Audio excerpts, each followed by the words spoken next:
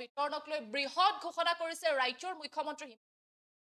সামাজিক মাধ্যমত Facebook live যোগে বৃহৎ ঘোষণা কৰিলে মুখ্যমন্ত্ৰী এডিআৰইৰ তৃতীয় বৰ্গৰ চতুৰ্থ বৰ্গৰ নিযুক্তি পত্ৰ বিতৰণক লৈ কৰিলে বৃহৎ ঘোষণা সাধাৰণতে কেতিয়া এডিআৰই উত্তীৰ্ণ প্ৰাৰ্থীসকলে লাভ কৰিব এই তৃতীয় আৰু চতুৰ্থ বৰ্গৰ নিযুক্তি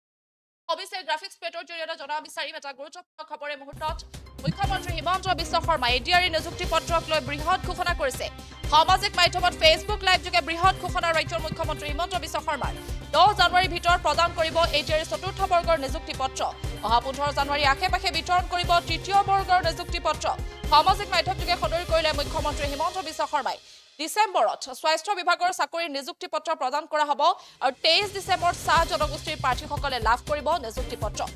গুৰুত্বপূৰ্ণ খবৰ জনাই আছো যিহেতু এডিআৰই নিযুক্তি পত্ৰ বিতৰণক লৈ সকলোৱে জল্পনা কল্পনাৰ অন্ত পেলাই অৱশেষত কালিৰ ভাগত ঘোষণা কৰা হ'ল যে কেতিয়া প্ৰদান কৰা হ'ব এডিআৰই নিযুক্তি পত্ৰ সকলোৱে যেহেতু অপেক্ষা কৰি আছিল যে এডিআৰই তৃতীয় আৰু চতুৰ্থ বৰ্গৰ নিযুক্তি পত্ৰ কেতিয়া প্ৰদান কৰা হ'ব কালিৰ ভাগত মুখ্যমন্ত্ৰী হিমন্ত বিশ্ব শৰ্মাই ফেচবুক লাইভ আহিছিল আৰু সেই ফেচবুক লাইভ যোগে ৰাজ্যৰ মুখ্যমন্ত্ৰী গৰাকীয়ে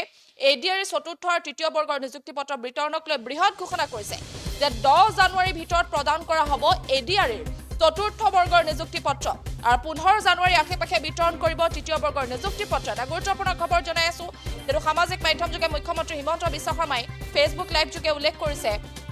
যে 10 জানুৱাৰীৰ ভিতৰত এডিআৰইৰ চতুৰ্থ বৰ্গৰ নিযুক্তি পত্ৰ প্ৰদান কৰা হ'ব আৰু 15 জানুৱাৰী আশে-পাশে বিতৰণ কৰিব তৃতীয় বৰ্গৰ নিযুক্তি পত্ৰ সামাজিক মাধ্যম যোগে সদৰি কৰিছে মুখ্যমন্ত্ৰী হিমন্ত বিশ্ব শৰ্মাই আৰু লগতে স্বাস্থ্য বিভাগৰ চাকৰি নিযুক্তি পত্ৰ প্ৰদান কৰা সন্দৰ্ভত উল্লেখ কৰা হৈছে আৰু তাৰ সমান্তৰালভাৱে 23 ডিসেম্বৰত চাহ জনগোষ্ঠীৰ প্ৰাৰ্থীসকলে লাভ কৰিব নিযুক্তি পত্ৰ অৱশেষত জল্পনা কল্পনা অন্ত পেলাই কালিৰ ভাগত মুখ্যমন্ত্ৰী হিমন্ত বিশ্ব শৰ্মাই নিযুক্তি পত্ৰ সন্দৰ্ভত উল্লেখ কৰিছে কেতিয়া এডিআৰই তৃতীয় চতুৰ্থ বৰ্গৰ নিযুক্তি পত্ৰ প্ৰদান কৰা হ'ব সেই সন্দৰ্ভত ডাঙৰ ঘোষণা কৰিছে ৰাজ্যৰ মুখ্যমন্ত্ৰী হিমন্ত বিশ্ব শৰ্মাই সামাজিক মাধ্যমত ফেচবুকত লাইভ যোগে মুখ্যমন্ত্ৰী হিমন্ত বিশ্ব শৰ্মাই নিযুক্তি পত্ৰ বিতৰণ সন্দৰ্ভত গুৰুত্বপূৰ্ণ মন্তব্য কৰিছে তেখেতে কৈছে যে 22 ডিসেম্বৰত স্বাস্থ্য বিভাগৰ চাকৰিৰ নিযুক্তি পত্ৰ প্ৰদান কৰা হ'ব আৰু তাৰ সমান্তৰালভাৱে 23 ডিসেম্বৰত চাহ জনগোষ্ঠীৰ প্ৰাৰ্থীসকলে লাভ কৰিব নিযুক্তি পত্ৰ আৰু 10 জানুৱাৰীৰ ভিতৰত প্ৰদান কৰা হ'ব এডিআৰই চতুৰ্থ বৰ্গৰ নিযুক্তি পত্ৰ আৰু অহা 15 জানুৱাৰী আশে-পাশে বিতৰণ কৰা হ'ব এডিআৰইৰ অসম প্ৰত্যক্ষ নিযুক্তি পৰীক্ষাত উত্তীৰ্ণ প্ৰাৰ্থীসকলৰ তৃতীয় বৰ্গৰ নিযুক্তি পত্ৰ আৰু 10 ফেব্ৰুৱাৰীৰ ভিতৰত অন্য বিভাগীয় চাকৰি নিযুক্তি পত্ৰ বিতৰণ কৰিব বুলি ফেচবুক লাইভ যোগে ঘোষণা কৰিছে ৰাজ্যৰ মুখ্যমন্ত্ৰী হিমন্ত বিশ্ব শৰ্মাই আৰু নিৰ্বাচনী আচৰণ বিধি দিয়াৰ আগতে নিযুক্তি সম্পূৰ্ণ কৰা হ'ব বুলি বৃহৎ ঘোষণা কৰা পৰিলক্ষিত হৈছে ৰাজ্যৰ মুখ্যমন্ত্ৰী হিমন্ত বিশ্ব শৰ্মাৰ এই মুহূৰ্তত মুখ্যমন্ত্ৰীৰ সেই ভাষ্য আছে সেই ভাষ্য আমি আপোনালোকক শুনাব বিচাৰিম সকলোৱে জানে যে ডাইৰেক্টৰেট অফ হেল্থ সাৰ্ভিস আৰু ডাইৰেক্টৰেট অফ মেডিকেল এডুকেশ্যন অৰ্থাৎ স্বাস্থ্য বিভাগৰ নিযুক্তিসমূহ আমি 22 তাৰিখে দিম কিন্তু চাহ বাগিচাৰ 3% ৰিজাৰ্ভেশ্যনত যিসকলে চাকৰি পাইছে তেওঁলোকক আমি নিযুক্তি পত্ৰ 23 তাৰিখে দিম এটা নিযুক্তি সকলোৰে বাবে নিযুক্তি 22 তাৰিখে হ'ব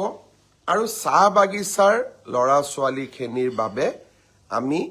23 তাৰিখে নিযুক্তি পত্ৰ বিতৰণ কৰিম এতিয়া দ্বিতীয় প্ৰশ্নটো মোক কৰি আছে বহুতে যে এডিআৰই নিযুক্তি কেতিয়া হ'ব আৰু প্ৰশ্ন কৰোতে দুই এজনক মই অধৈৰ্য হোৱাও দেখা পাইছো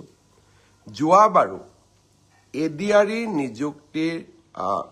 ফলাফল ঘোষণা আৰু নিযুক্তিৰ মাজত যথেষ্ট সময় আমি লৈছিলোঁ কাৰণ যিসকলে খুব সোনকালে ইম্পেচেণ্ট হৈ যায়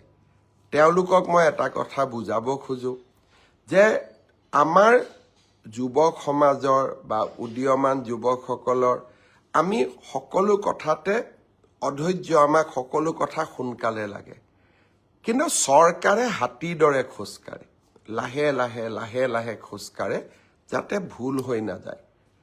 এডিআৰই তৃতীয় আৰু চতুৰ্থ বৰ্গৰ নিযুক্তিৰ পিছত 38টা বিভাগত ইয়াক আমি বিতৰণ কৰিব লাগে 38টা বিভাগে প্ৰায় 60টাতকৈ অধিক সঞ্চালকালয়ৰ মাজত এই পদসমূহ বিতৰণ কৰিব লাগে তাৰ পিছত তেওঁলোকক আকৌ অসমৰ বিভিন্ন জিলাত ভাগ কৰি আমি নিযুক্তি দিব লাগে। জিলা বিষয়াসকলে তেওঁলোকক ব্লক বা আন আৰু তলৰ কাৰ্যালয়লৈকে প্ৰেৰণ কৰিব লাগে। ই এটা ডাঙৰ প্ৰক্ৰিয়া। সকলোৱে জানে যে ডাইৰেক্টৰেট অফ হেল্থ ছাৰ্ভিচ আৰু ডাইৰেক্টৰেট অফ মেডিকেল এডুকেশ্যন